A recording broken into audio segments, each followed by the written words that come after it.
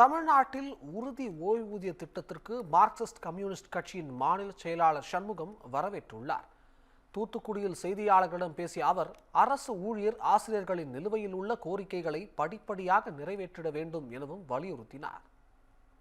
இந்த ஓய்வூதியம் அறிவிக்கப்பட்டிருப்பதை வரவேற்கிற பாராட்டுகிற அதே நேரத்தில் நிலுவையில் உள்ள இதர கோரிக்கைகளையும் நிறைவேற்றுவதற்கு அரசு படிப்படியாக முயற்சிக்க வேண்டும் என்று மார்க்சிஸ்ட் கம்யூனிஸ்ட் கட்சியின் சார்பில் இந்த நேரத்தில் வலியுறுத்த விரும்புகிறேன்.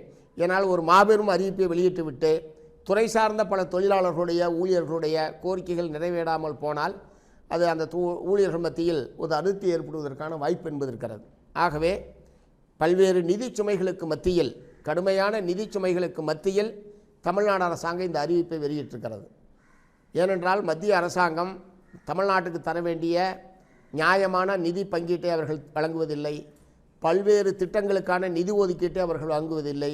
ஜிஎஸ்டி உள்ளிட்ட விஷயங்களில் தமிழ்நாட்டுக்கு உரிய பங்கை தராமல் மிக குறைவாக வழங்குவது போன்ற பலவிதமான பாரபட்சமான அணுகுமுறையை ஒன்றிய பிஜேபி அரசாங்கம் நடைமுறைப்படுத்தி கொண்டிருக்கக்கூடிய சூழ்நிலையில் ஊழியர்கள் ஆசிரியர்களுடைய போராட்ட உணர்வையும் அவர்களுடைய அவசியத்தையும் உணர்ந்து தமிழ்நாடு அரசாங்கம் இத்தகைய அறிவிப்பை வெளியிட்டிருப்பது என்பது உண்மையிலேயே முற்றிலும் வரவேற்க வேண்டிய ஒரு விஷயம் என்பதை நான் மீண்டும் ஒரு முறை சொல்ல விரும்புகிறேன். நான் ஏற்கனவே சொன்னது போல மீதி இருக்கக்கூடிய பல்வேறு துறை சார்ந்த ஊழியர்களுடைய கோரிக்கையும் படிப்படியாக நிறைவேற்றுவதன் மூலமாக தமிழ்நாட்டில் அரசு பணியில் இருக்கக்கூடிய அனைத்து பகுதி ஊழியர்களுக்கும் ஒரு நியாயமான பலனளிக்கக்கூடிய ஒரு நல்ல அரசாக அனைத்து கோரிக்கைகளையும் நிறைவேற்றிய ஒரு அரசு தமிழ்நாடு அரசு, திமுக அரசு என்கிற ஒரு நிலைமையை உருவாக்கக்கூடிய வகையில் மீதி கோரிக்கைகளை நிறைவேற்றுவதற்கு முன்வர வேண்டும் என்று நான் கேட்டுக்க விரும்புகிறேன்.